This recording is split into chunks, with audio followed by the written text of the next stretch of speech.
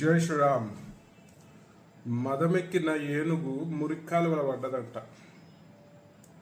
ఆ తరంగా ఉంది మన ఎస్ఎస్ రాజమౌళి కథ.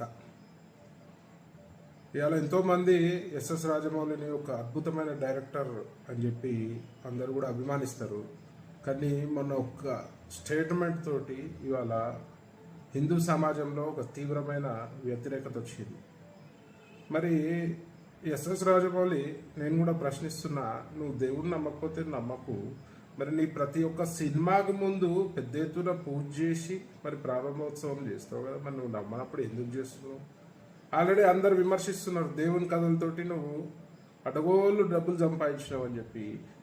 మరి వాస్తవమే కదా. మరి ఈ హిందూ సమాజం నీ యొక్క సినిమాలను చూడకపోతే ఓన్లీ నాస్తిక కుక్కలతోటే నువ్వు సినిమా చెయ్యి, ఓన్లీ నాస్తిక కుక్కలనే అలౌ చేయి నీ సినిమాలకి. మరి హిందువులు సినిమా చూడకపోతే నీ బతికేమవుతుంది, నువ్వేమవుతావు అనేది కూడా ఆలోచించాలి.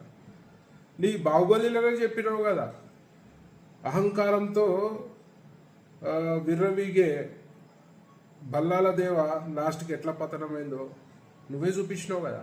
మరి అలా నువ్వు కూడా అదే అహంకార ధోరణితో పోతే మాత్రం నీ పతనం కూడా ఖాయమని చెప్పి ఈ సందర్భంగా తెలియజేస్తూ, మరి హిందువుల మనోభావాలని కించపరిచే విధంగా ఎవరైనా ప్రయత్నం చేస్తే మాత్రం బిడ్డ బాగుండదు. మరి దానికి చాలా రకాలుగా నువ్వు సమస్యను ఎదుర్కోవాల్సి వస్తుందని చెప్పి సందర్భంగా తెలియజేస్తూ, మరి వెంటనే నువ్వు హిందూ సమాజానికి క్షమాపణ చెప్పాల్సిన తరుణం ఇది. లేదంటే నువ్వు ఒక హిందూ ద్రోహిగా విద్రోహిగా ఈ సమాజంలో మిగిలిపోతావు.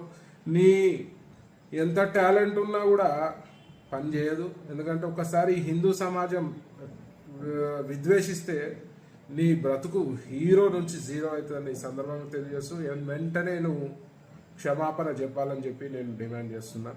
జై శ్రీరామ్.